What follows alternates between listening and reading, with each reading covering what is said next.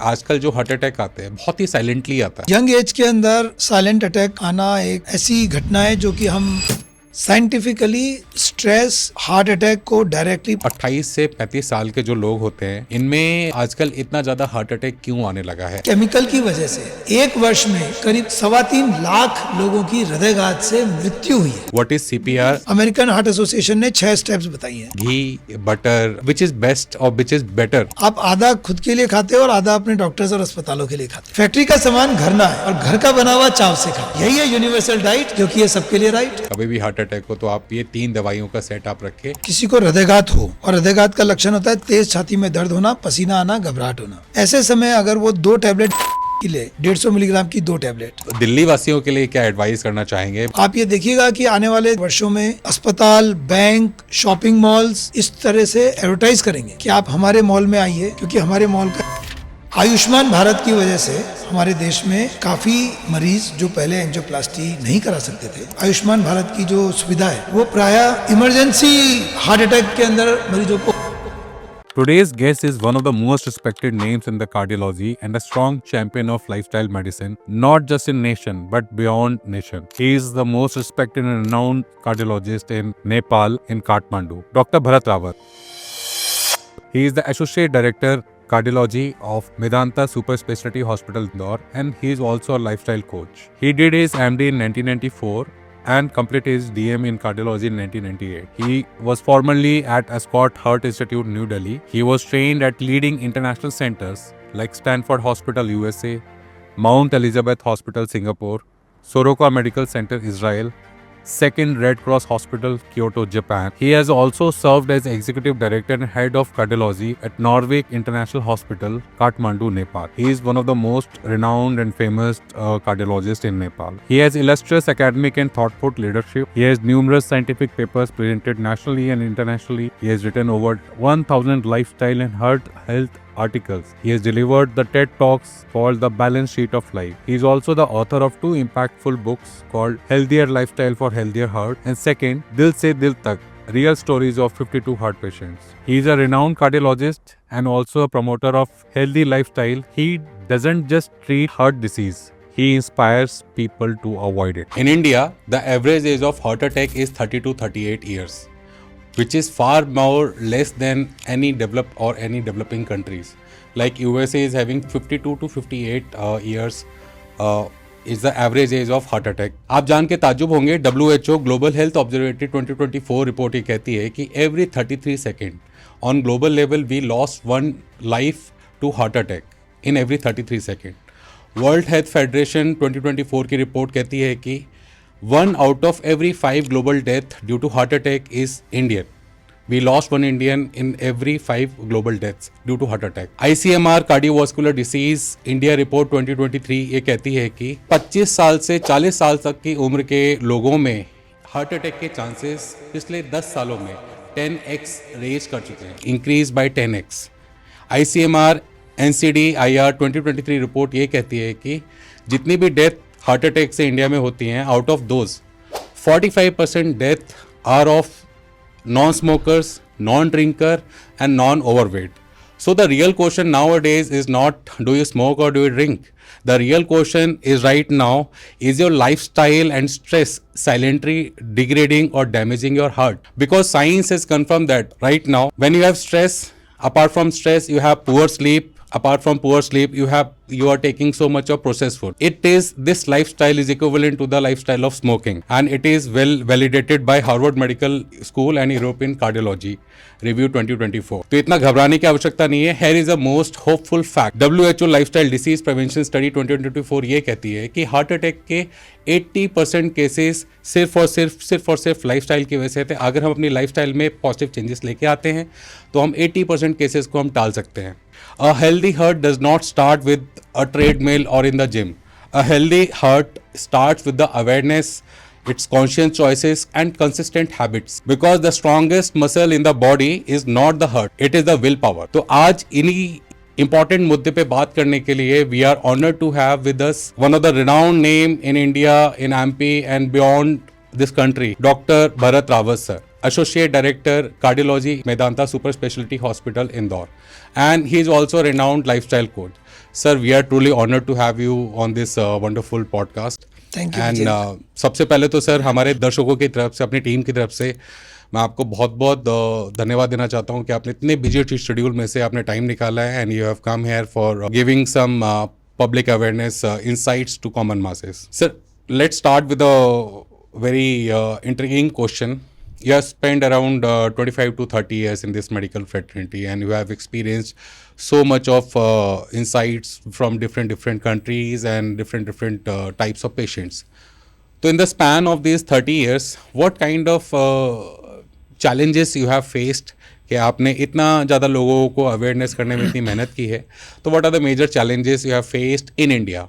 विजेंद्र, मैंने करीब पिछले 3 दशकों में करीब 35 से 40 अलग अलग देशों के हार्ट के मरीजों का इलाज किया है क्योंकि हम बहुत साल नेपाल में थे और नेपाल में because of the tourism there बहुत सारे फॉरेनर टूरिस्ट जब बीमार पड़ जाते थे तो हम उनका इलाज करते थे। और मैं आपको बता सकता हूँ कि जो मेजर डिफरेंस है जो साउथ एशियन कंट्रीज़ जैसे नेपाल, इंडिया, बांग्लादेश, पाकिस्तान, श्रीलंका, इनमें और जो वेस्टर्न कंट्रीज़ हैं या ऑस्ट्रेलिया है, इनमें ख़ास डिफरेंस ये पड़ता है कि एक तो है एजुकेशन का डिफरेंस, क्योंकि एजुकेशन बड़ी इंपॉर्टेंट चीज़ होती है कि आप डॉक्टर की बात समझ रहे हो, आप उसको फॉलो कर रहे हो, आप सीवियरिटी को समझ रहे हो। दूसरा इम्पॉर्टेंट होता है आपके पास क्या फैसिलिटीज़ अवेलेबल हैं।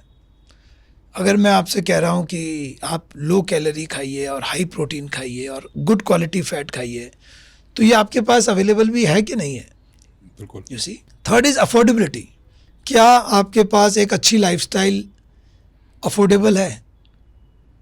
It is very easy to say आप ये खाएं, ये ना खाएं, ये करें, ये ना करें, बट लोगों को अपना घर चलाने के लिए पैसा भी चाहिए और प्रायोरिटी तो उसी पे रहती है। तो वो दूसरी प्रायोरिटीज़ लिस्ट में ही नहीं आती हैं, टॉप की 2-3 लिस्ट उसमें चॉइस में। फिर है फैसिलिटीज़ अवेलेबल।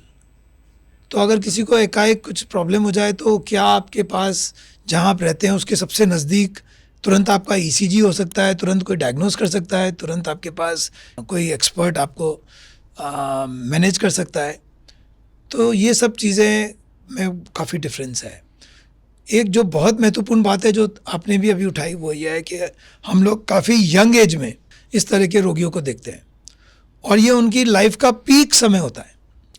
और ये बात नहीं है, बल्कि जबकि वो हमारे पास आते हैं तो कई बार मेजर अटैक की वजह से उनका दिल जो है वो ऑलरेडी क्षतिग्रस्त हो चुका होता है।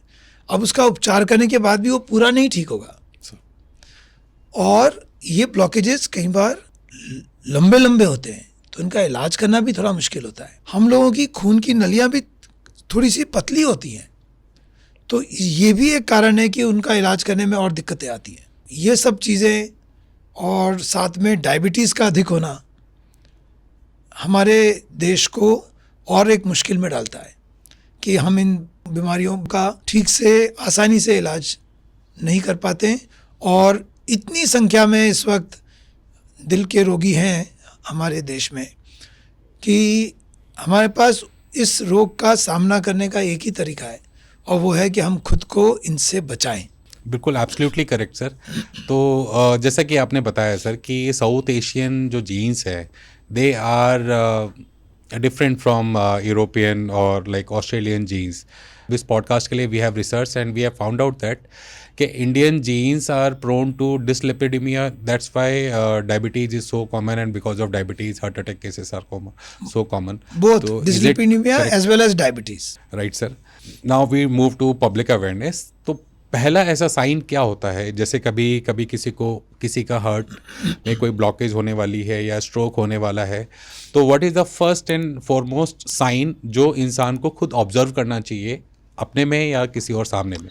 मैं सभी दर्शकों को ये कहना चाहता हूँ कि walk and watch, this can be the best simple tool to find out how are you doing. तो उसका मतलब हुआ चलें और देखें। तो अगर आप 3 किलोमीटर 35 मिनट में चल सकते हैं सर और चलने के दौरान छाती में भारीपन की वजह से आपको रुकना ना पड़े, तो प्रायः ये कहा जा सकता है कि शायद आप ठीक हो। So the first sign is angina. Angina means कि आपको बैठे बैठे तो आप ठीक रहते हैं, लेकिन चलने के दौरान छाती में आपको दर्द होता है, भारीपन होता है, और फिर आप रुकते हैं और वापस आपको ठीक हो जाता है.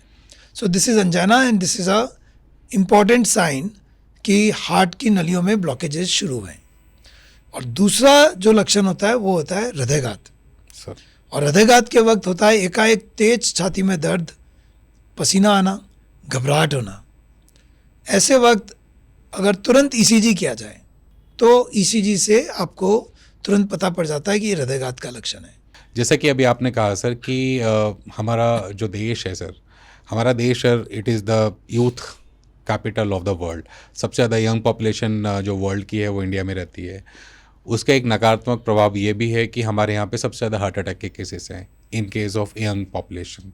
तो सर ये जो 28 से 35 साल के जो लोग होते हैं, इनमें आजकल इतना ज़्यादा हार्ट अटैक क्यों आने लगा है? ऐसा क्या चेंजेस हुए हैं जिसको लगता है आपको कि they are more prone to heart attack sir? इस पे काफ़ी रिसर्च चल रही है और ये बात बिल्कुल सही है कि पहले की तुलना में यंग हार्ट अटैक के मरीजों की संख्या बढ़ी है. हम करीब हर हफ्ते एक 25-30 साल का लड़का को, कई बार लड़कियों को भी हार्ट अटैक के मरीज के रूप में देखते हैं और ये एक दुखद चिंताजनक विषय है. इसके पूरे कारण अभी हमें नहीं पता है, लेकिन जो कारण हमें पता है उनमें है खाने पीने में हमारा ध्यान न देना. मतलब ये है कि जितना हम खाना खा रहे हैं उसमें हमारा ये ध्यान नहीं जाता है कि किस क्वालिटी का खाना है. और इसमें एक बहुत बड़ी इम्पॉर्टेंट जो अभी ब्रेक थ्रू स्टडी हमें पता पड़ी है, और वो है कि प्लास्टिक के यूज़, माइक्रो प्लास्टिक्स, जो खाने पीने की चीज़ें में रखने में जो काम में आती हैं, उसमें प्लास्टिक के अलावा जो प्लास्टिक को मोल्डेबल बनाने का जो केमिकल होता है उसको थैलेट्स कहते हैं सर. और इस केमिकल की वजह से लेंसेट के अंदर करीब 6 महीने पहले जो विश्व की सबसे प्रतिष्ठित मेडिकल जर्नल है सर, उसके अनुसार एक वर्ष में करीब 3.25 लाख लोगों की हृदयघात से मृत्यु हुई है विश्व भर में. उसमें से करीब 1 लाख हिंदुस्तानी थे. अब आप कल्पना करें, 1 लाख लोगों की मृत्यु एक वर्ष में हमारे देश में प्लास्टिक के सामान में, खाने पीने की सामान रखने की वजह से हुए. तो ये बहुत बड़ी संख्या है और गंभीर बात है. खास तौर पर जब कोई गर्म चीज़ या ऑयली पदार्थ प्लास्टिक के कंटेनर में सर्व किया जाए, तो आप देखते हैं ना कि चाय भी जा रही है प्लास्टिक की थैलियों में. फिर आप देखते हैं कि जो भी आप जोमेटो से, स्विगी से या जहाँ से भी आप मंगाएंगे ऑनलाइन, तो वो आपको कैसे सर्व करेगा? प्लास्टिक में पैक करके. किस तरह से गर्म चीज़ आएगी बताइए? तो प्लास्टिक नहीं होगा तो क्या होगा? और आपके लिए बड़ा आसान है, क्योंकि घर में पकाने का तो अभी ना आपके पास जगह है ना समय है. लड़कों को छोड़ो, लड़कियों को भी पसंद नहीं है कि वो अगर फ्लैट में रहती हैं तो उनको कोई किचन चाहिए. नहीं चाहिए किचन. ये तो है सर. किचन की ज़रूरत क्या है? तो ये एक बड़ी समस्या है. इसके अलावा एक और जो चीज़ अभी पाई गई है और जो स्पष्ट रूप से दिख रही है, 25% हृदयघात हिंदुस्तान में एयर पॉल्यूशन की वजह से हुए, वायु प्रदूषण की वजह से 25%. तो ये 2 बहुत बड़े कारण हैं, प्लास्टिक का ओवर यूज और वायु प्रदूषण. बिल्कुल बिल्कुल सर. जिनके बारे में हमें अभी तक नहीं पता था और हम इस पर चर्चा नहीं करते थे, पर यकीन करें आने वाले 5 वर्षों में आप इस पे बहुत चर्चा करेंगे. आप बाध्य हो जाएंगे इसी चीज़ पे चर्चा करने के लिए. माइक्रो प्लास्टिक्स जो कंटेंट है, जैसे आपने बताया है कि थैलेट जो केमिकल मोल्डिंग के लिए इस्तेमाल किया जाता है, ऐसे और भी कई सारे सर ऐसे केमिकल्स हैं और मॉलिक्यूल्स हैं जो हमारे अलग अलग टेम्परेचर पे अलग अलग बिहेव करते हैं. तो उस कारण से बॉडी में भी वैसा गलत प्रभाव आना ही आना है सर. इसमें सर एक और मेरा क्वेश्चन ये था कि जैसे आजकल जो हार्ट अटैक आते हैं बहुत ही साइलेंटली आता है. एकदम स्वस्थ चंगा व्यक्ति है, उसको मतलब ऑफिस में सब बढ़िया काम करके आया, शाम को आया घर पे, हल्का सा थकावट भी नहीं है, थोड़े बहुत थकावट है जो नॉर्मल स्ट्रेस के फॉर्म में उसको लगता है, but out of sudden silently he got an heart attack. तो ये हार्ट अटैक इतना साइलेंटली कैसे आता है और वो लोग क्या कर सकते हैं उसके लिए? तो यंग एज के अंदर साइलेंट अटैक आना, एकाएक किसी की मृत्यु हो जाना, एक ऐसी घटना है जो कि हम कॉमनली नोट कर रहे हैं. और उसके कारण ये होते हैं क्योंकि वो व्यक्ति कल्पना नहीं कर पाता है सर उतनी यंग एज के अंदर कि मुझे हार्ट से संबंधित कोई लक्ष्य. तो संभव है उसे 1 दिन 2 दिन पहले या 1 हफ्ते पहले हल्का फुल्का कोई लक्षण हुआ हो, जो कि आपको और हमको नहीं पता है, जो कि शायद उसने अपने घर वालों को भी नहीं बताया। उसने खुद भी इग्नोर कर दिया। हाँ, और अब उसको बड़ा लक्षण हुआ, तो देखने वाले को तो यही लगेगा कि ये साइलेंट अटैक था। संभव है पूर्णतः उतना साइलेंट ना भी था। अभी हमारे एक मित्र के परिवार में बीकानेर में एक बहुत यंग व्यक्ति, बहुत अच्छे हेल्दी व्यक्ति बिस्तर से उठे ही नहीं, उन्होंने अपनी वाइफ को भी जगा ना पाए और उनकी वाइफ सोती रह गई और सुबह उठा तो देखा कि वो he was no more. So it is very sad. तो कई बार डायबिटीज़ के मरीजों में भी ऐसा होता है और इसलिए डायबिटीज़ के मरीजों को और ज़रूरत से ज़्यादा ध्यान देना चाहिए। Absolutely correct sir. क्या सर इसमें हमारी जो जेनेटिक्स है वो भी रोल प्ले करती है हार्ट अटैक के केस में? बहुत अधिक ध्यान रखना चाहिए।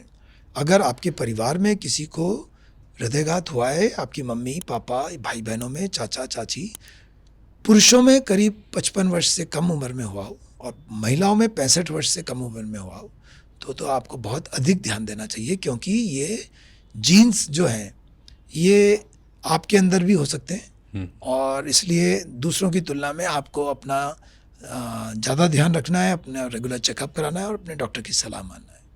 सर जैसा कि हमने सर इम्यूनिटी में हम लोग पढ़ते भी हैं कि there are 2 types of character, one is innate and one is acquired. तो इननेट कैरेक्टर्स का तो हम लोग कुछ नहीं कर सकते, लेकिन जो एक्वायर्ड कैरेक्टर है जो उसके लाइफ टाइम में, तो क्या ऐसा पॉसिबल है कि हम अपने लाइफस्टाइल चेंजेस से हम अपनी जेनेटिक्स के इस जो प्रभाव है इसको हम रिवर्स कर सकते ये हैं? बहुत change कर अच्छा सकें? प्रश्न पूछा विजेंद्र आपने, और मेरा उत्तर है हाँ, बिल्कुल, ओके सर। बहुत हद तक। कोई ऐसा सर एग्जाम्पल आपने अपने केस में देखा हो, कोई इंटरेस्टिंग जो याद रह गया हो आपको? आप देखिए कि मेरी माँ के परिवार में, उनके भाई बहनों में सभी का कोलेस्ट्रॉल जेनेटिकली बहुत ज़्यादा है और हम बचपन से देख रहे हैं कि जो नॉर्मल कोलेस्ट्रॉल लेवल 200-250 पे हम कहते हैं ये ऑलरेडी अधिक है, उनका 450-500 होता था। ओके। और एलडीएल कोलेस्ट्रॉल 300-350 एलडीएल कोलेस्ट्रॉल, इसको फैमिलियल हाइपर कोलेस्ट्रोलेमिया कहते हैं और इसमें कम उम्र में हृदयघात हो जाते हैं। तो हमारे 2 मामा को कम उम्र में हार्ट का प्रॉब्लम हुआ, एक की एंजियोप्लास्टी हुई, एक का बाईपास सर्जरी हुआ, एक मौसी का भी बाईपास सर्जरी हुआ। लेकिन समहाउ हमारी एक और मौसी ने और हमारी मम्मी ने शुरू से अपना ज़्यादा ध्यान रखा और अभी मेरी माँ 80 वर्ष की हैं और वो रोज़ 3 से 4 किलोमीटर वॉक करती हैं और आधा 1 घंटा योग प्राणायाम करती हैं और वो स्वस्थ हैं, जबकि अभी भी उनका कोलेस्ट्रॉल ठीक नहीं हुआ है क्योंकि वो जेनेटिकली ख़राब है। ग्रेट। पर वो अपनी लाइफस्टाइल से उन्होंने अपने आप को बहुत तंदुरुस्त रखा हुआ है।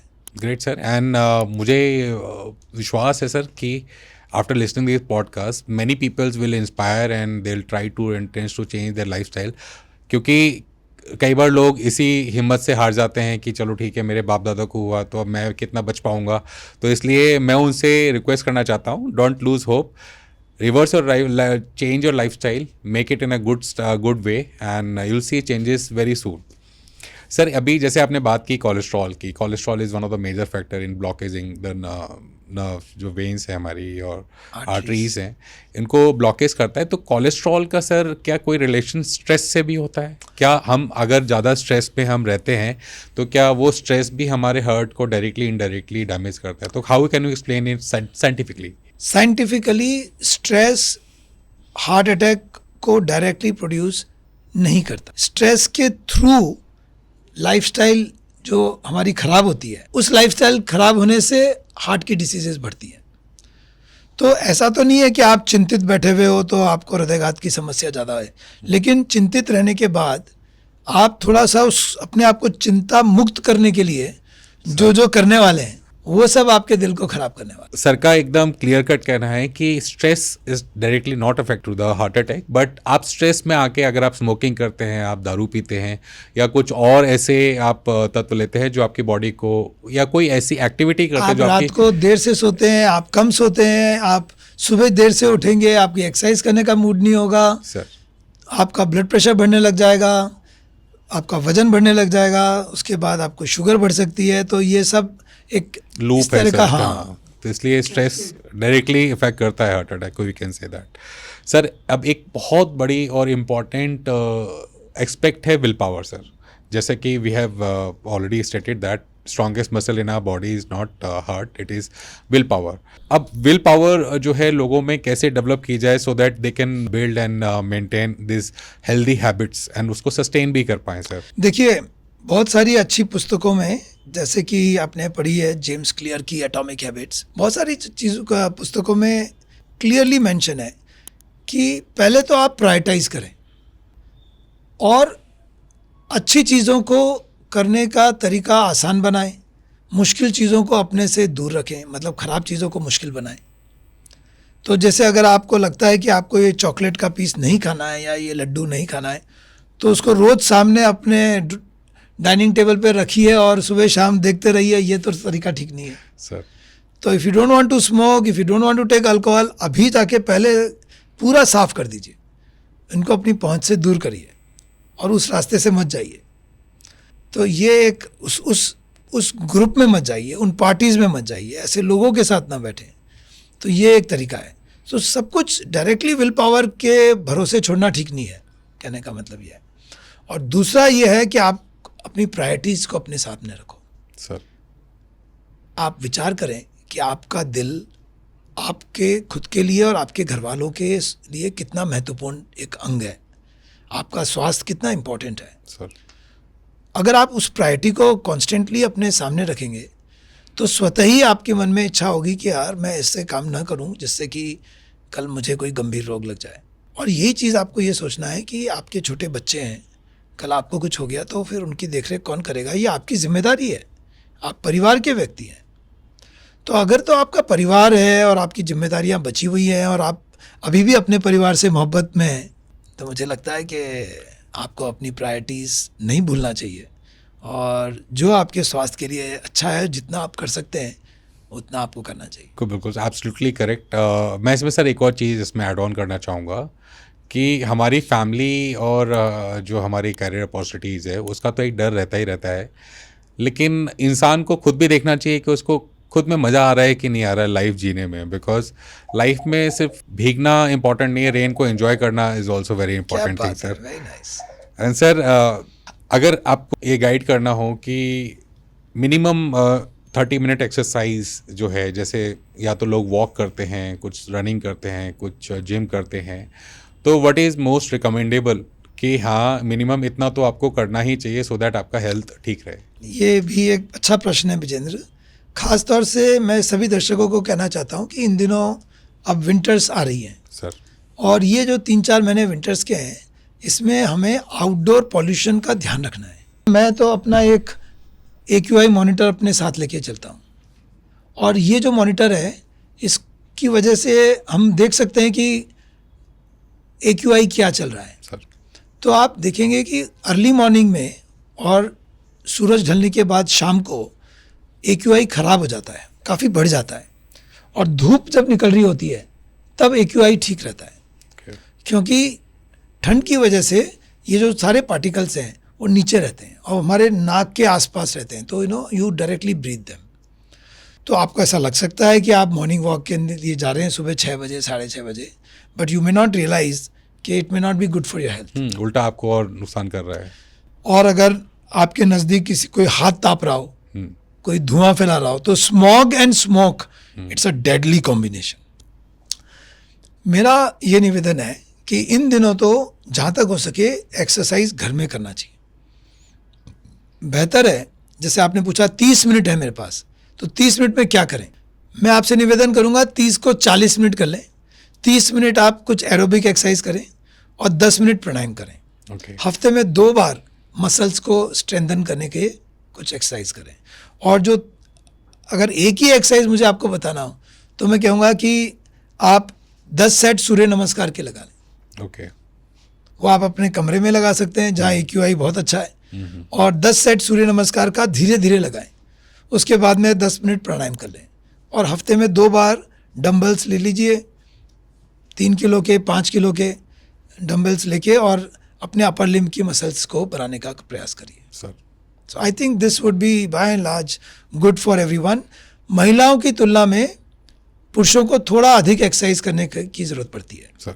तो महिलाएं अगर 30 मिनट में अगर उनका जितना काम हो जाता है, पुरुषों को उतना ही एडवांटेज के लिए 45 मिनट एक्सरसाइज करना पड़ेगा। एकदम सही कहा आपने सर। एंड इसी बात पे बिकॉज हमारा देश it's a land of diversity, ठीक है, in climate also we have a very very much diversity. तो right now northern belt of India it is like struggling with pollution. आप दिल्ली वासियों के लिए क्या एडवाइस करना चाहेंगे, बिकॉज वहाँ पे AQI अभी भी कई सारे पॉकेट्स में इट इज़ बियॉन्ड 500, तो उनके लिए क्या मैसेज रहेगा सर? विजेंद्र भाई, दिल्ली वालों को मेरा नमस्कार, लेकिन मैं सबसे पहले आपको बता दूं कि इंदौर भी बहुत पीछे नहीं है। जो फिगर्स आप अखबार में या अपने मोबाइल पे देख रहे हैं उनको पूरा ट्रस्ट ना करें। बिल्कुल सर। सबसे पहले तो आप ये माने।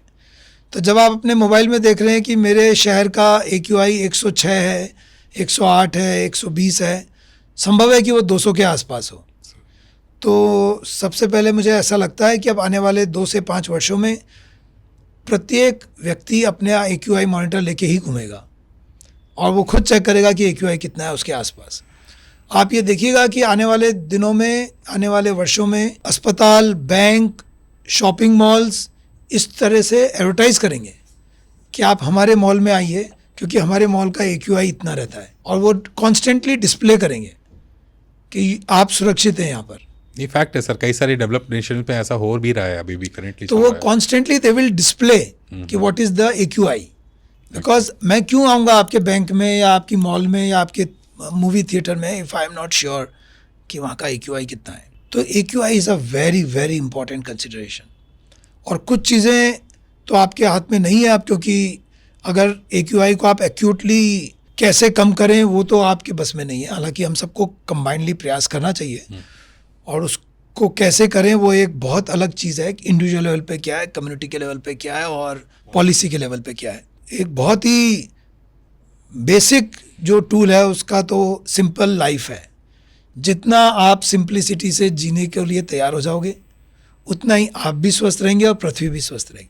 बिल्कुल बिल्कुल सर। तो पर आपको चाहिए बड़ा घर, बड़ी कार, महंगा कपड़ा, बड़ी सारी सैलरी, तो फिर और बड़ी बड़ी पार्टीज़ और बड़ी शादियाँ, तो फिर आपका ये सब जो चीज़ है प्रॉब्लम आपका बढ़ता ही रहेगा। किसी ना किसी रूप में हम अपने आप को भी ख़राब करेंगे और पृथ्वी को भी ख़राब। अब आप इंडिविजुअली क्या कर सकते हैं, दिल्ली के अंदर रहने वाले या इस तरह के बहुत सारे शहरों में, नोएडा है, फरीदाबाद है, गुड़गांव है, इनफैक्ट उस एरिया के तो बहुत एरियाज़ जो हैं वो हमेशा इन महीनों के अंदर 300 से 500 की रेंज में ही है। एक तो यह है कि आपको अगर बाहर निकलना हो तो आप सुबह और शाम को अवॉइड करें। आप AQI का ध्यान रखें, जैसे मैंने कहा, खुद का हो सके तो खुद का एक पोर्टेबल AQI इक्विपमेंट रखें। आपको N95 मास्क का उपयोग करना वापस शुरू करना है, और उसको भी आपको 1 या 2 दिन में चेंज करना चाहिए। इसके अलावा आप अपने घरों की खिड़कियां, दरवाज़ों को थोड़ा सा बंद रखें ताकि बाहर का पॉल्यूशन ना आए। आसपास कोई अगर हाथ ताप रहा हो, कुछ जला रहा हो, तो उसको निवेदन करके रोकिए। आप इस चीज़ का प्रयास करें कि अगर आपका AQI वास्तव में एरिया का ज़्यादा है तो कैन यू, या तो आप बना लें एक एयर प्यूरीफायर, क्योंकि आजकल अगर सस्ते एयर प्यूरीफायर हैं तो आप उसको थोड़ा सा डिज़ाइन भी कर सकते हैं, या फिर आप ख़रीद लें बाज़ार से। बाज़ार के अंदर जो एयर प्यूरीफायर मिल रहे हैं वो 10 से 15 हज़ार से लेकर 40, 50, 60 हज़ार रुपये तक के मिलते हैं।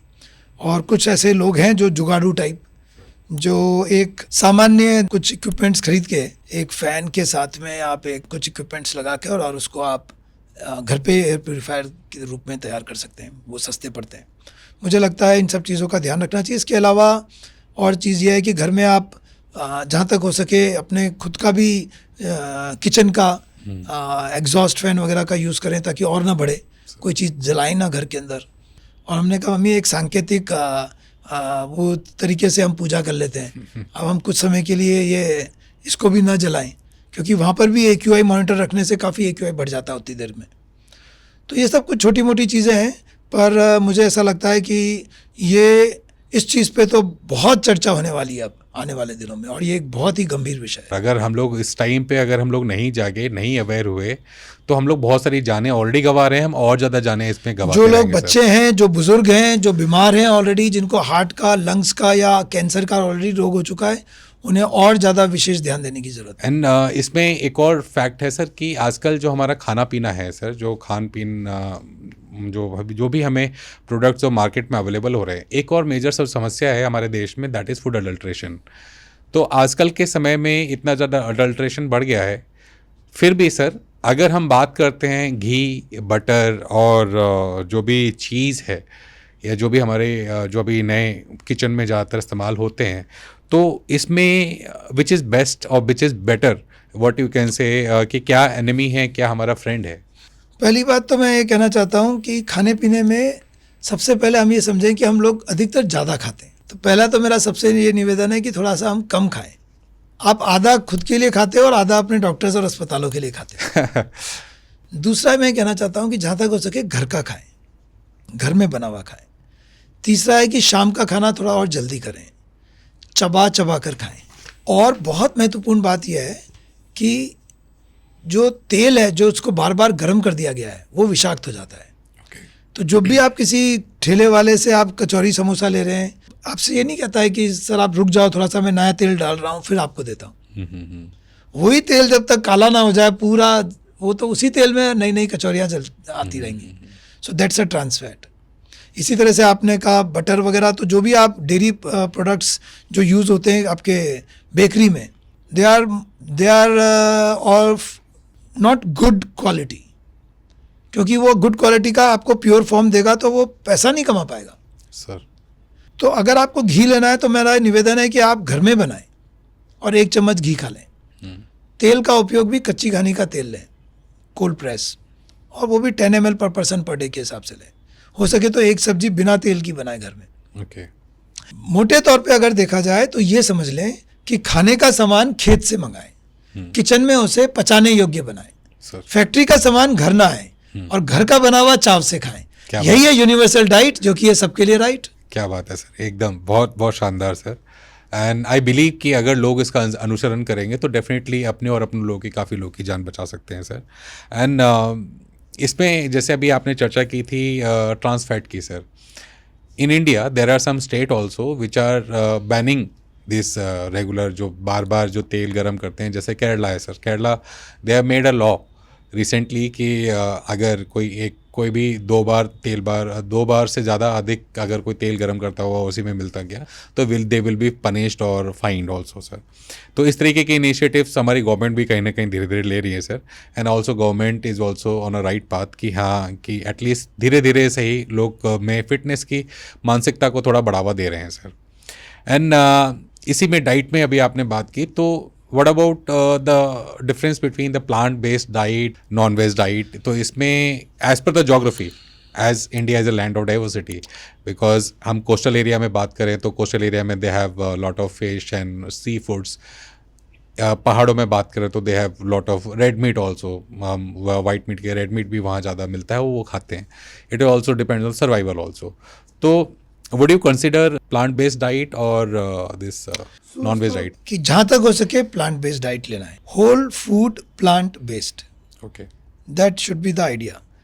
Also it is important to understand that slowly veganism जो है वो दुनिया में ज़्यादा से ज़्यादा व्याप्त होने वाला है, क्योंकि नेचर और इकोलॉजी के लिए भी वो ज़्यादा उपयुक्त है। तो उसमें आपका जो लैंड का यूज़ है, उसमें जो प्रकृति के जो संसाधनों का यूज़ है, उसमें जो गैस ख़राब ना हो, उसमें हमारी इकोलॉजी ख़राब ना हो, ये जो हमारी जो कंसर्न्स हैं वो सब के सब प्लांट बेस्ड फूड्स में ज़्यादा मैनेज होती हैं।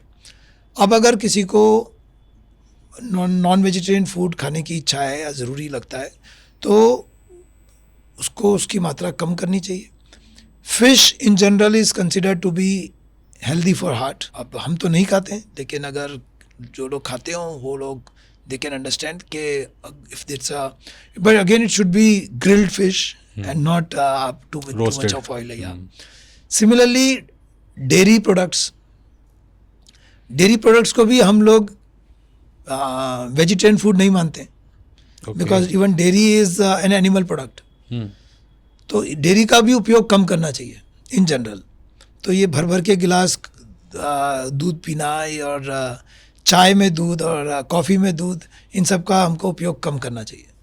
तो मैं सभी से निवेदन करता हूँ कि चलिए पूरा बंद नहीं कर सकते तो कम करें, और इसलिए भी कम करें कि अगर You know, all animal industries are also cruel to animals. Yes. गौ हमारी माता है जब तक उसको दूध आता है, उसके बाद कोई माता वाता नहीं है. फिर तो रोड पे छोड़ दी जाती और है. फिर मेल बछड़ों का क्या होता है वो भी एक विचारणीय प्रश्न है.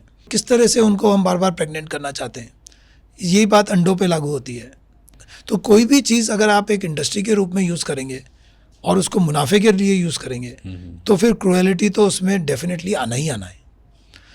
तो इन सब चीज़ों को ध्यान में रखते हुए खुद का भी स्वास्थ्य और प्रकृति का स्वास्थ्य और जानवरों का ध्यान रखते हुए इन जनरल मुझे ऐसा लगता है कि वीगनिज्म में जाना एक अच्छा उपाय है. Absolutely correct set. एंड इसमें अभी आपने एक बहुत अच्छी बात कही regarding this dairy products. Sir, dairy products are all animal products.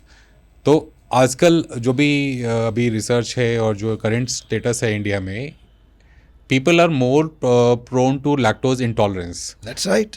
And that lactose intolerance is maybe due to adulteration in milk products or what kind It of? can be true lactose intolerance और वो as के साथ बढ़ता है. करीब 50 से 70% adults के अंदर पार्शियल लैक्टोज इंटॉलरेंस होती है और उन लोगों को गैस, ब्लोटिंग इस तरह के लक्षण होते हैं. जब मेरे पास इस तरह के मरीज आते हैं मैं कहता हूँ उनसे कि आप दवाइयाँ लेने से पहले आप कुछ समय के लिए दूध पीना बंद करो. Sir, you can take small amount of curd but pure milk लेना बंद कर दीजिए और देखिए कि आपको सुधार होता है. काफ़ी लोगों को सुधार होता है उससे.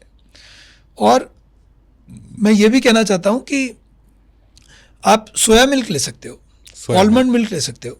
ओके. लोग बाग प्रोटीन के बारे में बात करते हैं और मैं कहता हूँ आप सोया पनीर लीजिए. मैं रोज़ सोया पनीर लेता हूँ और टोफू. तो टोफू इंदौर में और कई शहरों में अच्छी क्वालिटी का टोफू अवेलेबल है. इसी तरह से आप दालों की मात्रा बढ़ा सकते हैं. आप स्प्राउट्स ले सकते हैं.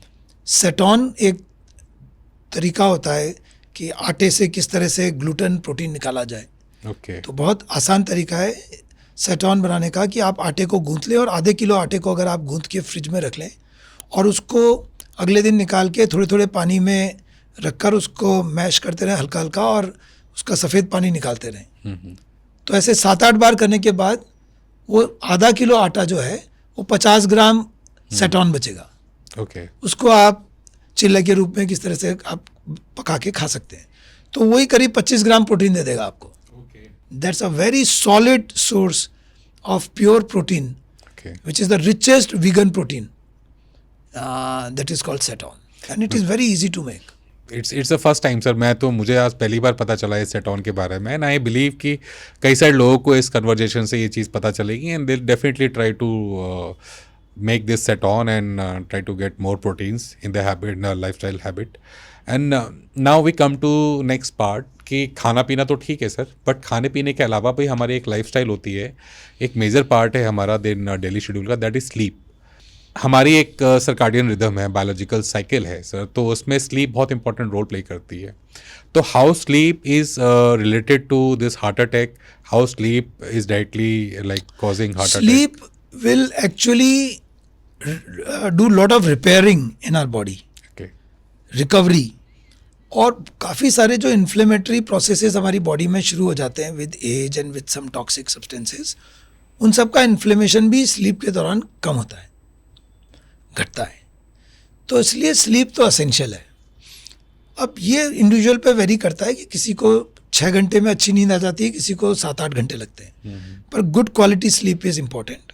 एवरेज देखा जाए तो 6 से 7 घंटे की अगर अच्छी क्वालिटी स्लीप आ जाए तो वो अधिकतर लोगों के लिए उपयुक्त होती है. और उसका एक अच्छा तरीका ये है कि जैसे अभी हमने शुरू में कहा कि रात का खाना जल्दी खाने का प्रयास करें और धीरे धीरे डिस्कनेक्ट हों दुनिया से, खासकर मोबाइल से. हाँ, दुनिया से, मोबाइल से. तो दुनिया मोबाइल के थ्रू ही कनेक्टेड है ना आजकल. सर. तो जैसे जैसे आप डिस्कनेक्ट होना शुरू कर देंगे, लाइट्स को थोड़ा डिम करें और अपने आप को अलाउ करें कि अब मैं अपने आप को सोने के लिए तैयार कर रहा हूँ. लाइट म्यूज़िक, कमरे में अंधेरा, रात को कोई आर्ग्यूमेंट वाली बात ना करें, कुछ अच्छी सी सिंपल सी एक पुस्तक पढ़ लें, बहुत गूढ़ भी ना हो और बहुत एक्साइटिंग भी ना हो, सिंपल एक पुस्तक, एक ऐसा रूटीन बना लें कि भाई मुझे फ्लॉस करना है, दांतों को ब्रश करना है और ऐसे कपड़े चेंज करूँगा, पैर धोऊंगा, स्ट्रेच करूँगा, अब इसके बाद ये करेंगे, कम बातें करेंगे, और मैं अपने आप को तैयार कर रहा हूँ कि अब मैं अच्छी नींद में जाऊँ।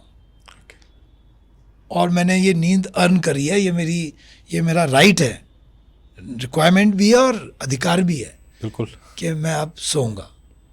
और इस तरह से हम अपने आप को अलाउ करें। मुझे ऐसा लगता है कि अच्छी नींद इम्पॉर्टेंट है, और घर वालों को देखना चाहिए कि कोई तेज़ खर्राटे ना ले रहा हो नींद में। जो तेज़ खर्राटे आते नींद में, वो भी एक स्ट्रोक और हार्ट फेलियर के कारण हो सकते हैं। ओके। तो ये बहुत इम्पोर्टेंट बात है कि अगर स्लीप एपनिया को डायग्नोस करना हो तो घर वाले जो हैं वो देखें कि कोई तेज़ खर्राटे लेते हुए सांस अटक तो नहीं रही है उसकी, और अगर सांस अटक रही है तो ये एक स्लीप एपनिया का एक इंडिकेशन हो सकता है। उसमें इस तरह से आवाज़ आती है,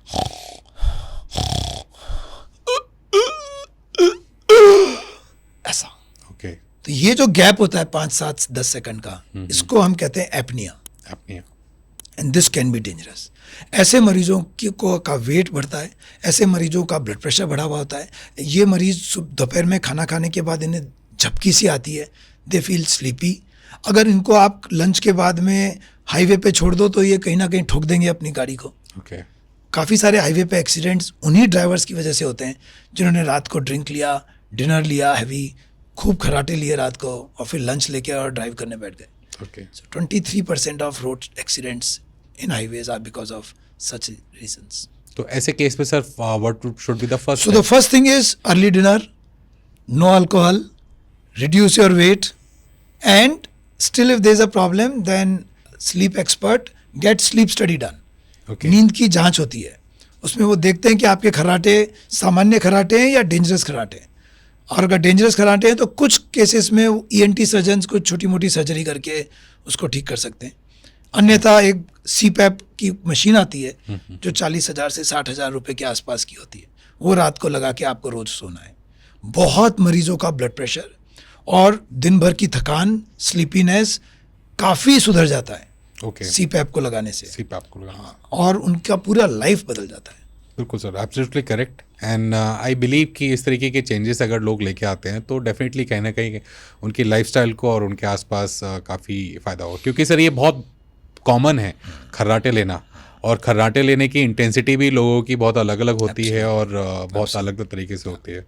इनफैक्ट मैक्सिमम सर इंडिया में आज तक लोगों को यही नहीं पता है कि खर्राटे लेना it is a indication of a stroke और डिसीज, That's right. जबकि लोग बहुत नॉर्मल मानते हैं कि हाँ ठीक है खर्राटे तो ले रहे हैं, चल रहे हैं। Right now sir technology is advancing too much, and with the introduction of this AI, deep technology and other related technologies in medical sector also, early detection of disease is too much easy, and काफ़ी सारे इसमें सुधार हुए हैं।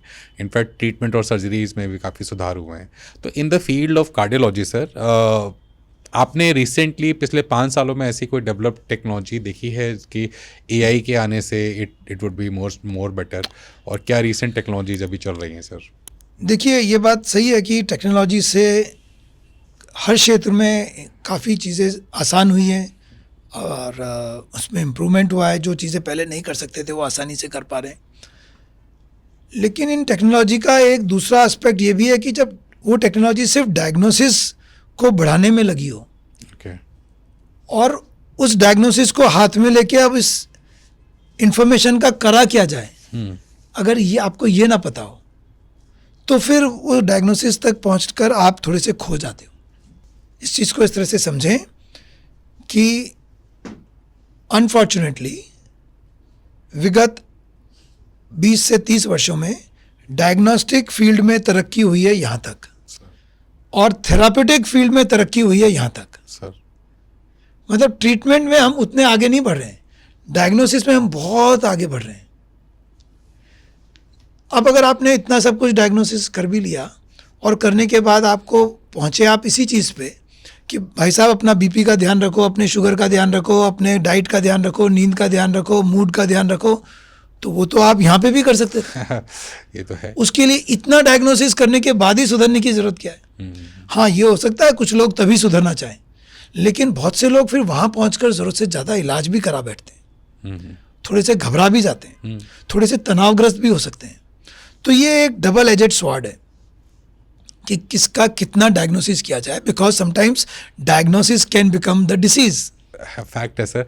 And in today's world sir, not just not everyone, in fact एक general mass का major portion sir medical ethics को लेके भी बहुत चिंतामंद है सर, क्योंकि डायग्नोसिस को लेके आजकल जो प्रोलिफरेशन इतना ज़्यादा हो गया है डायग्नोस्टिक सेंटर्स का, तो कहीं ना कहीं कहना है कि लोगों को एक संदेह भी होने लगता है कि ये too much diagnosis is also not good for health. तो आपका क्या परिप्रेक्ष्य सर? मैं आपको ये समझाना चाह रहा हूँ कि सबसे बुद्धिमान व्यक्ति वो है जो अपने मिनिमम टेस्ट रेगुलरली कराए, एक अपना खुद का विश्वसनीय डॉक्टर के फॉलोअप में रहे, जिसको बहुत बड़ा डॉक्टर होने की ज़रूरत नहीं है, उसे किसी बड़े अस्पताल में जाने की ज़रूरत नहीं है, वो अपने नज़दीक जो फैमिली फिजिशियन का कॉन्सेप्ट था उस तरह का एक फिजिशियन को रेगुलरली दिखाए, जो उसकी आर्थिक स्थिति, जो उसकी पारिवारिक स्थिति, जेनेटिक्स, उसकी आदतें सब जानता हो, और उसकी राय से अपने सामान्य टेस्ट बीच बीच में करा ले.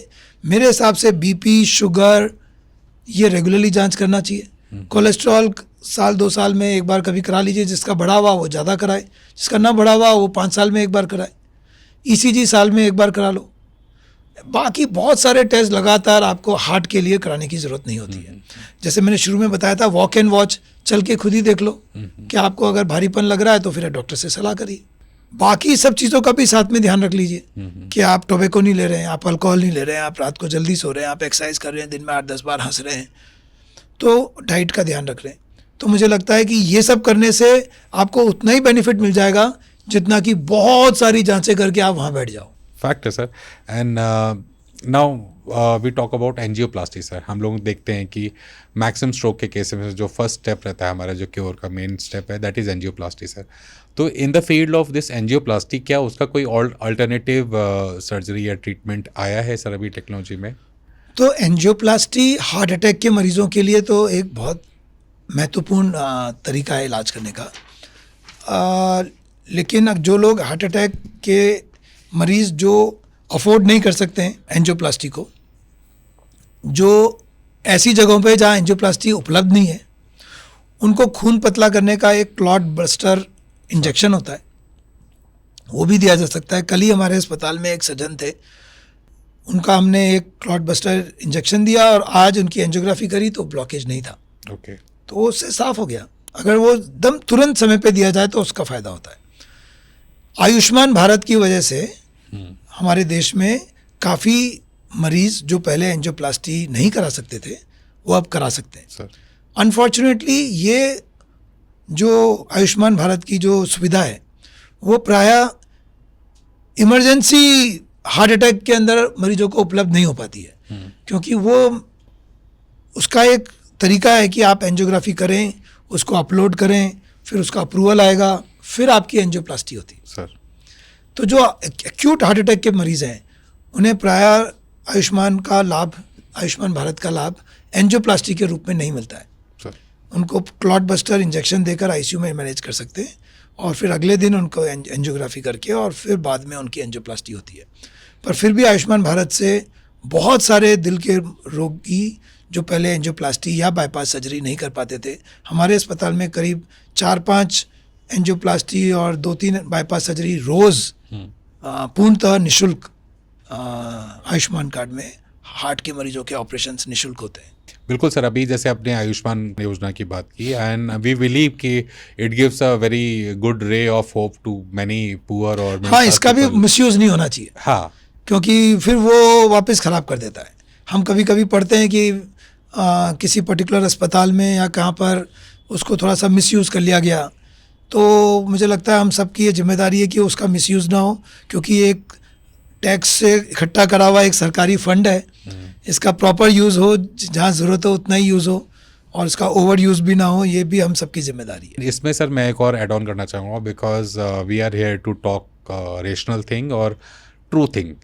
तो इन केस ऑफ आयुष्मान योजना एक जो मेन लैकुना हम लोग देखते हैं, चाहे वो हम पॉलिसी मेकर की तरफ से बोले या गवर्नमेंट की तरफ से बोले, स्टेट की तरफ से हम बात करते हैं, तो ये आता है कि many hospitals are complaining the delayed billing और delayed payment of the like जो आयुष्मान जो उसके तहत मरीज हुए हैं.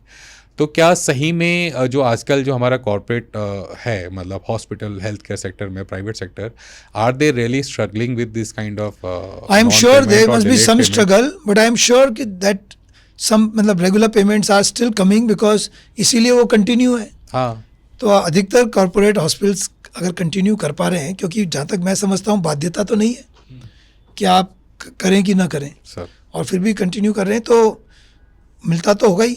पर अब ये बात भी आप सही कह रहे हैं, ये एक दूसरा पक्ष है कि ये हॉस्पिटल के मैनेजमेंट वाले ज़्यादा जानते होंगे. पर अगर जो भी डिले होता है मेरे ख्याल से उसको मिनिमाइज़ करना चाहिए, क्योंकि किसी को भी इस चीज़ की तकलीफ क्यों दी जाए, और इससे क्या फ़ायदा है किसी को डिले करने से. Now we talk about this corporate world employ. Sir, हमारे इस कॉर्पोरेट वर्ल्ड, जो कॉर्पोरेट कल्चर है, इसमें जो हमारा जो वर्किंग कल्चर है, it is like you have to sit for 10 to 6 minimum, like around 8 hours. तो 8 घंटे में इंसान कितनी भी कोशिश कर लेगा तब भी उसको जो है 5 से 6 घंटे जो है लगातार अपनी टेबल पे, अपनी चेयर पे बैठना होता है. तो इस सेडेंटरी लाइफस्टाइल में भी लोग बहुत ज़्यादा प्रोन हो जाते हैं हार्ट अटैक के.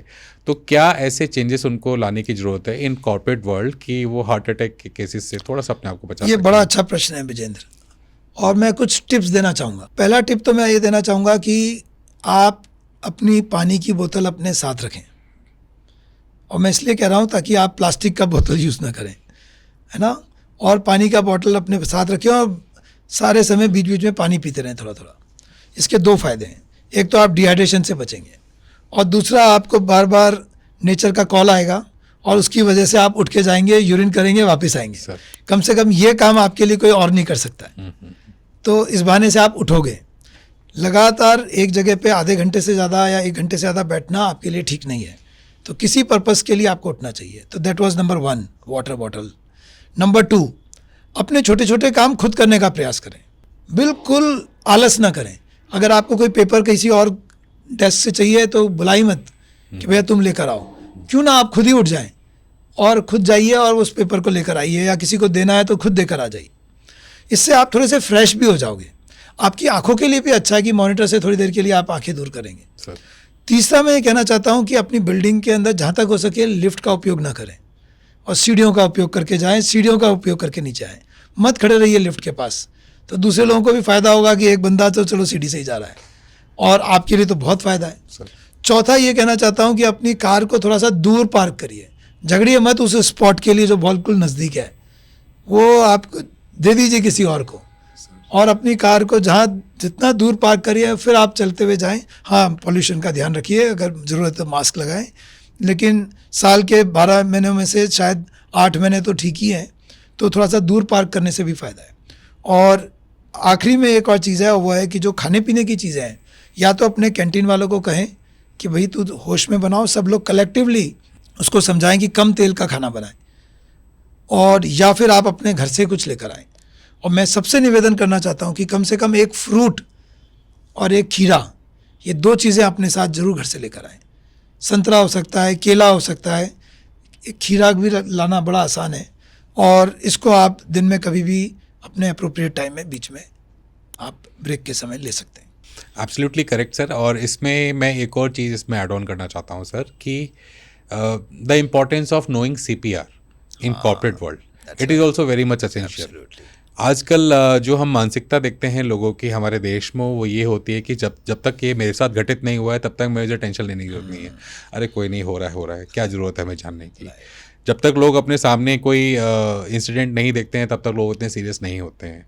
तो आज भी कॉर्पोरेट वर्ल्ड में एक बहुत बड़ा तबका ऐसा है जो अभी भी CPR ना तो जानता है, ना ही वो सीखने की इच्छा रखता है. तो आप CPR की इम्पोर्टेंस को लेके in case of corporate world what we want to say. तो हम महीने में एक बार कहीं ना कहीं जाकर CPR की क्लास लेते हैं, और मेरे ऐसे कई कलीग्स हैं जो रेगुलरली ये काम कर रहे हैं. और तो हम कार्डियोलॉजिस्ट को तो ये एक तरह का एक जिम्मेदारी का एहसास है कि हम सबको बेसिक लाइफ सपोर्ट सिखाएं. CPR का 2 पार्ट होता है, एक बेसिक लाइफ सपोर्ट होता है और एक एडवांस होता है. तो एडवांस तो डॉक्टर्स और नर्सेज के लिए है, और बेसिक एक लेमैन के लिए होता है, और उसकी 6 स्टेप्स होती हैं, बहुत साधारण, बहुत सिंपल होती है. उसको आप एक बार सीख लें और फिर हर 2-3 साल में एक बार उसको वापस रिवाइज कर लें, तो आपके लिए, सबके लिए आसान है. मुझे लगता है कि हर कॉरपोरेट ऑफिस में जो HR है या जो भी वहाँ के जो मैनेजमेंट वाले हैं उन्हें प्रयास करना चाहिए कि कम से कम साल में 1 या 2 बार किसी भी अस्पताल के कार्डियोलॉजिस्ट को आप बुलाइए और हम वहाँ जाते हैं और वहाँ पे हम बड़े खुशी से CPR की ट्रेनिंग देके आ जाते हैं। कोई चार्ज भी नहीं करता है उसका और आधे 1 घंटे में वो एक सेशन हो जाता है और आपके एम्प्लॉयज़ चेंज होते रहते हैं, उनको रिवाइज़ करने के लिए भी अच्छा है कि आप 6 महीने में 1 बार या साल में 1 बार बुला लो। यही नहीं बल्कि हमारे बहुत सारे मित्र हम लोग सब इस चीज़ के लिए भी तैयार होते हैं कि उस दौरान किसी को कुछ अपना प्रश्न पूछना हो तो वो भी पूछ ले, कोई छोटी मोटी रिपोर्ट दिखानी हो तो वो भी दिखा दे। तो इस तरह से काफ़ी चीज़ें बिना एक्स्ट्रा कॉस्ट के आप आसान तरीके से अपने एम्प्लॉयज़ का ध्यान रख सकते हैं। बस थोड़ी सी प्लानिंग की ज़रूरत है और थोड़ी सी इच्छा शक्ति की ज़रूरत है। फिर भी सर अगर आप थोड़ा सिंप्लीफाई वे में और सिंपल वे में अगर आप लोगों को समझाना चाहेंगे वर्बली व्हाट इज CPR। देखिए, बेसिक तो लाइफ सपोर्ट क्या का step मतलब है ये इसके? होता है कि अगर कोई व्यक्ति एकाएक मूर्छित हो जाए तो उसको पुनर्जीवित कैसे किया जाए, इसकी अमेरिकन हार्ट एसोसिएशन ने 6 स्टेप्स बताई हैं। पहली स्टेप ये होती है कि आप जगह की सुरक्षा देखें कि जहाँ पर आप उस व्यक्ति को देख रहे हैं कि अरे वो मूर्छित पड़ा है, मैं जाकर देखूं कि वो ठीक है कि नहीं। पर पहले देखिए कि कुछ करंट वरेंट तो नहीं आ रहा है, कोई पत्थर तो नहीं गिर रहे हैं, कोई ट्रैफिक तो नहीं है, आपको लगे वो जगह सुरक्षित है तब जाइए। तो दैट वाज नंबर 1, जगह की सुरक्षा। नंबर 2, आप ये देखिए कि वो व्यक्ति ऐसा तो नहीं कि सो रहा हो, तो आप उसको आवाज़ दीजिए, हेलो हेलो भाई साहब, हेलो आप कैसे हैं, हेलो हाउ आर यू। और नहीं रिस्पॉन्स आए तो उसके शोल्डर को टैप करिए, गर्दन को ना हिलाएं, ताकि अगर वो रिस्पॉन्स आ रहा है कि नहीं। तो that is check the response, number 2। अब अगर रिस्पॉन्स नहीं है तो you know that you will need help. तो now this is the point that you should call for help. Hello भाई साहब, आप में से 2 लोग यहाँ आ जाओ, ये देखिए कोई मूर्छित पड़ा हुआ है, और आप प्लीज़ को या एम्बुलेंस को भी इन्फॉर्मेशन दे दें ताकि वो तुरंत इसके लिए मेडिकल टीम भेज दें। So that is step number 3, call for help. Step number 4, check the pulse. तो गले के दोनों तरफ हम पल्स चेक करते हैं कि उसकी पल्सेशन आ रही है कि नहीं। अगर पल्सेशंस नहीं है तो then chest compression is the step number 5। 100 से 120 बार प्रति मिनट करीब 5 सेंटीमीटर हम दबाते हैं छाती को। तो 5 सेंटीमीटर दबाना है और स्पीड रखना है 100 से 120 बार प्रति मिनट। कहाँ दबाना है? छाती के लोअर भाग को, यहाँ दबाना है। और इस तरह से हम हाथ को एक के अंदर दूसरा हाथ को सीधी एल्बो के साथ दोनों घुटने ज़मीन पर रख के, और मरीज़ भी उस वक्त फ्लैट सरफेस पे होना चाहिए ताकि आप अच्छी तरह से चेस्ट कंप्रेशन कर सकें। तो जब आप चेस्ट कंप्रेस करते हो तो हार्ट का ब्लड जो है वो बाहर निकलता है, वो ब्रेन तक पहुंचेगा, और जब आप उसको छोड़ोगे तो वो हार्ट वापस बढ़ जाएगा। तो ये चेस्ट कंप्रेशन से ब्रेन जीवित रहता है। तो बेसिक लाइफ सपोर्ट का मुख्य उद्देश्य ये होता है कि मूर्छित व्यक्ति मेडिकल हेल्प आने से पहले कहीं उसका ब्रेन डेड ना हो जाए, तो ब्रेन को जीवित रखना है। और छठा स्टेप होता है माउथ टू माउथ ब्रीदिंग, मुंह से मुंह लगाकर सांस देना। और अगर आपको लग रहा हो कि मुंह से कुछ थूक वगैरह निकल रहा है तो आप अपना रुमाल रख के कर सकते हैं, या न भी करें छठी स्टेप को। तो ये कुछ स्टेप्स हैं बेसिक। तो सबसे पहले होता है check the safety of the place, फिर होता है चेक द रिस्पॉन्स कि बंदा सो रहा है कि मूर्छित है, then call for help, then check the pulse, then chest compression and mouth to mouth breathing. Absolutely correct sir. And मैं अपनी ऑडियंस से भी ये जो इस शो को देख रहे हैं, इस कन्वर्जेशन को सुन रहे हैं, मैं उनसे भी ये अपील करना चाहूँगा कि CPR को सिर्फ एक टास्क और एक काम के तौर पे ना समझें। CPR एक बेसिक स्किल है जो आपको आनी चाहिए, जिससे आप अपने कलीग्स की नहीं सिर्फ बल्कि अपने घर में भी किसी के भी आप अपनी जान बचा सकते हैं। तो that's why CPR is a must and everyone should know it and practice it at least once in their lifetime, और एटलीस्ट 6 महीने में एक बार उनको अपने घर में प्रैक्टिस जरूर कर लेनी चाहिए। एंड सर इनफैक्ट हमारे फोर्सेस में sir we are equally trained with CPR, और हम लोगों को काफ़ी कुछ सिखाया जाता है सर। अब सर एक लास्ट फ्यू क्वेश्चन सर, इसमें जो सोशल मीडिया एल्गोरिथम है सर, वो कुछ ऐसे डेवलप हो गई है कि इंसान का बिहेवियर जो है वो कैप्चर कर लिया है उसने, मतलब they are very much addicted to shorts और रील्स। और सोशल मीडिया में एक सबसे बड़ा इम्पॉर्टेंट जो नेगेटिव पॉइंट है वो ये है कि कई सारे जो इन्फ्लुएंसर्स हैं, हेल्थ इन्फ्लुएंसर जो सो कॉल्ड अपने आप को सोशल मीडिया पे ज़्यादा प्रोजेक्ट करते हैं, बट कई बार वो ऐसी बातें बोल के चले जाते हैं कि जिससे लोगों का फ़ायदा ना हो के उनका नुकसान हो जाता है। फॉर एग्जाम्पल कि हार्ट के केस में कि कोई फलाना जूस पी लो, या फलाना आप जड़ी बूटी खा लो, या फलाना आप मेडिकेशन ले लो, तो आप इस चीज़ को कैसे देखते हैं और लोगों को क्या एडवाइस करना चाहेंगे इसके विजन लिए? जी, ये एक बहुत सीरियस, बहुत इम्पोर्टेंट विषय है और ये बढ़ता ही जा रहा है। Yes sir. डॉक्टर्स की संख्या मीडिया, सोशल मीडिया में इतनी बढ़ती जा रही है, हमें पता ही नहीं पड़ रहा है कि कौन कब कैसे डॉक्टर बन गया। Who is the most credible one? हाँ, और जिन लोगों का मेडिकल कॉलेज में सिलेक्शन नहीं हुआ है वो भी अब हमसे बड़े बड़े डॉक्टर हो गए। तो अभी हमने एक इंदौर हार्ट क्लब खोला है, sir. IHC Indore heart club, और करीब 2 वर्ष पहले हमने इसको लॉन्च किया व्हाट्सएप ग्रुप पे। दिल के नुस्खे हर हफ्ते हल्के फुल्के। ओके। तो every weekend I post a health tip. और 2 साल पहले हमने एक व्हाट्सएप ग्रुप खोला था और मुझे खुशी है कि अभी ऑलरेडी 17,000 मेंबर्स हो गए हैं उसमें। ग्रेट। और इंदौर में नहीं, बल्कि वो किसी भी शहर का व्यक्ति जिसको भी हिंदी पढ़ना आता हो, जिसके पास व्हाट्सएप है, वो हमको एक व्हाट्सएप पे मैसेज भेज दे कि हमको इंदौर हार्ट क्लब का मेंबर बनना है, तो हम उसको लिंक भेज देते हैं। ये सबके लिए ओपन है, सबके लिए फ्री है। ओके। और वो लिंक आप अपने 50 दोस्तों को गिफ्ट कर सकते हो। तो वो एक तरीका है कि हम उसमें हमने क्या किया है कि शहर के अपने और कई सारे जो एक्सपर्ट्स हैं उसको एक रिसोर्सेज के रूप में हमने ग्रुप बनाया है, और फिर हम लोग पीरियोडिकली उसमें पोस्ट करते हैं खुद, ताकि लोग बाग डायरेक्टली डॉक्टर से अपनी बात, उनकी बात समझ सकें। और साल में 2 या 3 या 4 हम फिजिकल मीटिंग भी करते हैं, और ये सबके लिए फ्री है, सबके लिए ओपन है।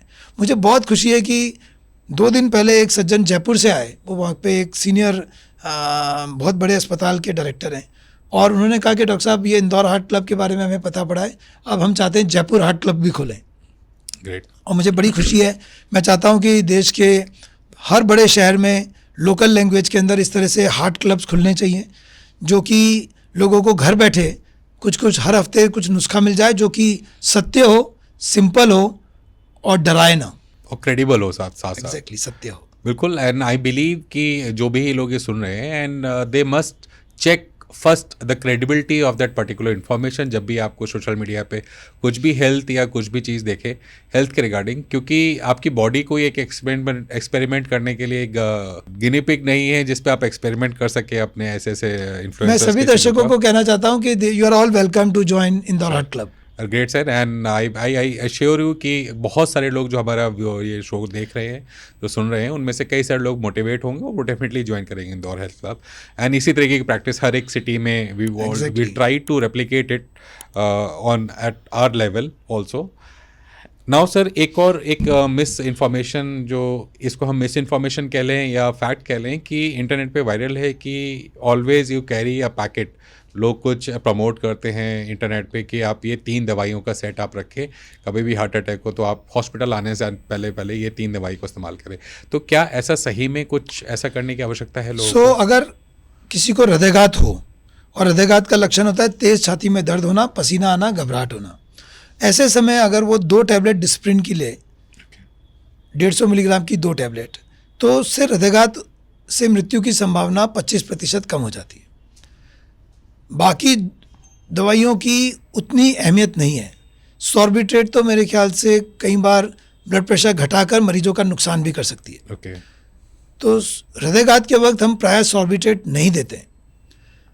तो एक तरीका तो यह है कि अगर आप लॉन्ग फ्लाइट में जा रहे हो या आपका ऑफिस में बहुत सारे लोग बैठे हों, तो कहीं ना कहीं आपके फर्स्ट एड के अंदर अगर आप डिस्प्रिन की टैबलेट रखें, अपने घरों में या ऑफिस में रखें, तो वो एक अच्छी बात है। ओके। लेकिन इसका मतलब ये नहीं है कि डिस्प्रिन लेके आप घर बैठ गए, वो तुरंत आपको ईसीजी कराना है और कंफर्म करना है ये हार्ट अटैक है कि नहीं है। अधिक ये दवाइयाँ अपने मन से लेने को मैं ज़्यादा प्रमाणित रिकमेंडेशन नहीं मानता हूँ, क्योंकि इसमें कई बार नुकसान भी हो सकता है। क्योंकि डोसेस का भी क्लैरिटी नहीं रहती है लोगों की, और लोगों की बॉडी स्पेसिफिक टू द और एक्सपायर्ड मेडिसिन हो सकती है, उसको लोग बाग ध्यान नहीं रखते हैं, भूल जाते हैं कब एक्सपायर हो गई है, क्योंकि संभावना यही है कि वो शायद काम में ना आए, बहुत कम लोगों को ही काम में आएगी। ऐसा बहुत कम लोग, मतलब अगर 1000 लोग रखेंगे तो शायद एक को ही काम में आए कभी।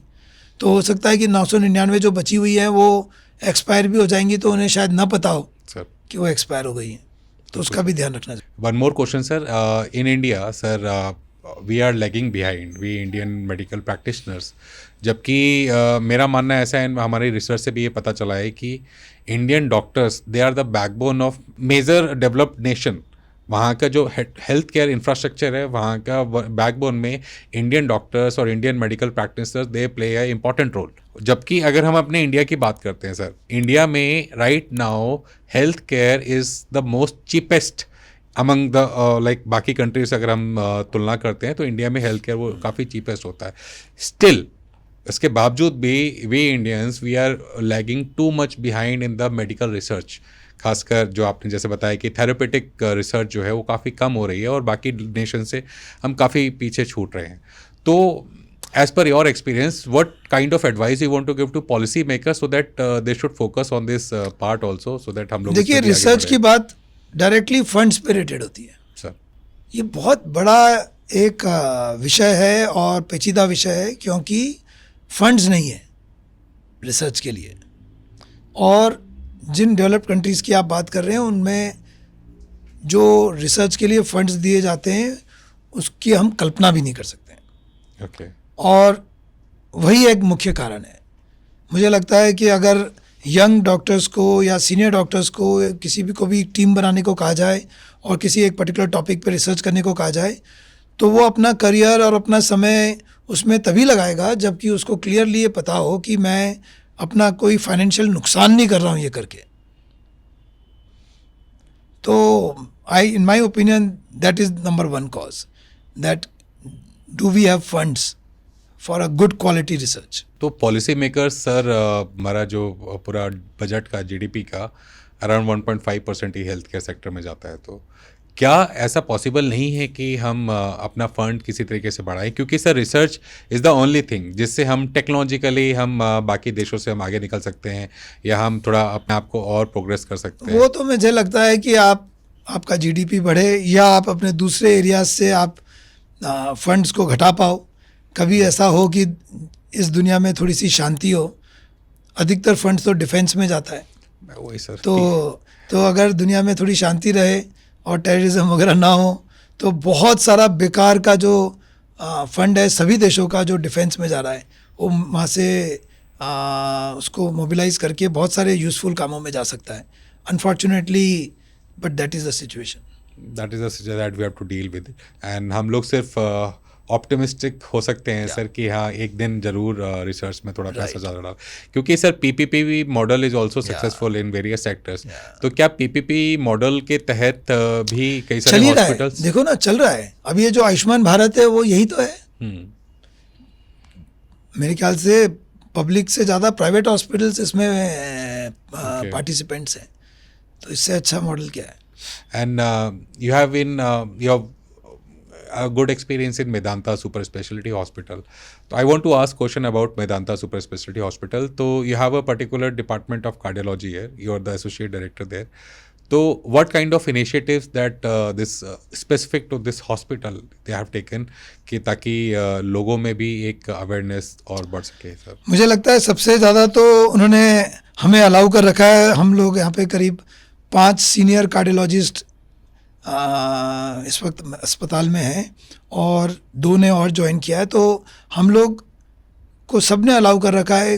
हम लोग सब लोगों को स्वीकृति है कि हम अपने अस्पताल के समय में अस्पताल छोड़कर अलग अलग एरियाज़ में, सोसाइटीज़ में, सोशल ग्रुप्स में, कॉलेजेस में, स्कूल्स में जाकर अपने अवेयरनेस के टॉक्स दें, वर्कशॉप्स करें और लोगों को बताएं। और मुझे लगता है कि ये एक बहुत ही सराहनीय चीज़ है कि एक अस्पताल अपने सीनियर डॉक्टर्स को जिनको वो इतना रेगुलरली पे कर रहा है वो अलाउ कर देता है कि ठीक है तुम यहाँ पे अभी बैठ के मरीज़ मत देखो, तुम जाओ और तुम इस तरह के संदेश देकर आओ। उसका एक एग्जांपल इस वक्त जैसे मैं आपके सामने बैठा हूँ। बिल्कुल सर, आई बिलीव कि sir these are having multiplier effect sir, क्योंकि अगर आप यहाँ पे जो ये नॉलेज आपकी है ये हमारे थ्रू, ये पॉडकास्ट के थ्रू करोड़ों लोगों तक ये पहुँचने वाली है सर। एंड आई बिलीव कि इस अवेयरनेस कैंपेन से कई सारे लोगों का इसमें फायदा होगा sir. Now I want to ask the last question of this show sir. अगर कोई एक ऐसी हैबिट आप जो चाहते हैं कि पूरा नेशन, हर एक सिटीजन उसको अडॉप्ट करे in related to this cardiology? ये आपका बड़ा अच्छा प्रश्न है। अगर मुझे एक हैबिट अगर मुझे बताना हो विजेंद्र, तो मैं कहूँगा न सिर्फ दिल के लिए बल्कि सारे हमारे शरीर के अंगों के लिए, स्वास्थ्य के लिए, देश के लिए, पृथ्वी के लिए, और वो है एक सादगी वाला जीवन। मुझे लगता है एक सिंप्लिसिटी, सादगी वाला जीवन अगर हम जीने को तैयार हों तो हम बहुत सारी कॉम्पिटिटिव फीलिंग की वजह से होने वाले नुकसान और स्ट्रेस, अननेसेसरी तनाव, अननेसेसरी भागदौड़ करना और अपने जीवन शैली पे ध्यान नहीं दे पाना, इन सब चीज़ों से हम बच सकते हैं। तो अगर मुझे एक चीज़ सभी से निवेदन करना है वो ये है कि आइए थोड़ा थोड़ा सा और सादगी वाले जीवन को अपनाएं।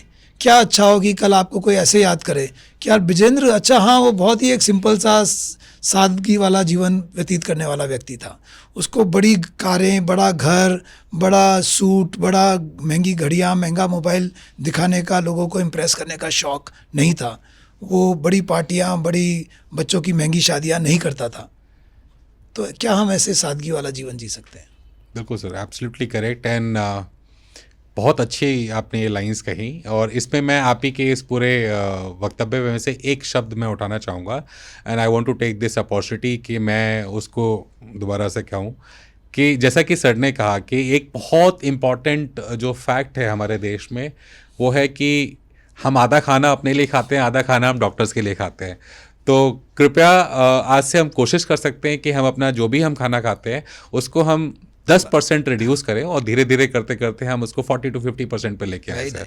एंड आई बिलीव कि अगर हम सिर्फ एक यही चेंज अगर हम अपना कर पाए कि हम एक्सेसिव खाना ना खा के पेट में थोड़ी जगह छोड़ दें, तो शायद हम कई सारी बीमारियों से और कई सारी प्रॉब्लम से हम निजात पा पाएंगे। थैंक यू सर कि आप यहाँ पे आए, और आपने ऑलरेडी सर कई सारे लाखों मरीजों को ट्रीट करने में एक मिसाल कायम की है, एंड आप ऑलरेडी सर लोगों को अवेयर करने में और लोगों को प्रोटेक्ट करने में इतना बड़ा रोल प्ले कर रहे हैं, उसके लिए बहुत बहुत धन्यवाद।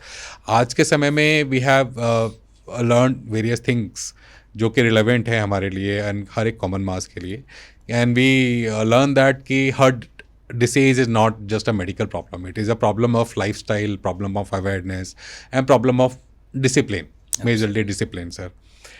India may be the heart capital of the world, but we cannot become the heart health capital. Therefore if we change the way we live, अगर हम अपने जो जीने के तरीके में हम थोड़ा थोड़ा सा भी अगर हम चेंज लेके आते हैं तो हम एक बहुत मेजर चेंज एक नेशनल लेवल पे हम लेके आ सकते हैं, और हम अपनी कंट्री के ग्रोथ में और ज़्यादा बेहतर तरीके से पार्टिसिपेट कर पाएंगे। So therefore I request you bring a small changes, small they can be non-negotiable choices, कि आप उनसे नेगोशिएट ना करें, और कुछ मिनिमम बेसिक चीज़ें जैसा कि सर ने हमें गाइड किया है, like 30 minutes to 40 minutes of your exercise, जिसमें आप 30 मिनट आप अपनी नॉर्मल आप वॉकिंग या 10 मिनट जो है आप प्राणायाम करें। आपकी लंग्स की हेल्थ के लिए, लंग्स की मसल्स के लिए pranayama very much necessary. Minimum 7 hours of deep and sound sleep, real food, healthy lifestyle, not processed food, stress management पे आप बहुत अच्छा काम करें। आप अपनी हैबिट्स को और ज़्यादा कंसिस्टेंट और डिसिप्लिन रखें, और एक मीनिंगफुल रिलेशनशिप रखें। जैसा कि सर ने हमें बताया है कि अपनी लाइफ जितनी आप सादगी भरी रखेंगे उतना ज़्यादा सिंपल और अच्छा आपका जीवन होगा सर। तो टिल देन हम मिलते हैं अगले एपिसोड में। This is assistant commandant Vijendra Singh from this very powerful episode of public awareness gold colour talks. We are signing off from this episode. Till then, stay aware, stay healthy, and stay cheerful. Thank you. Jai Hind, Jai Bharat.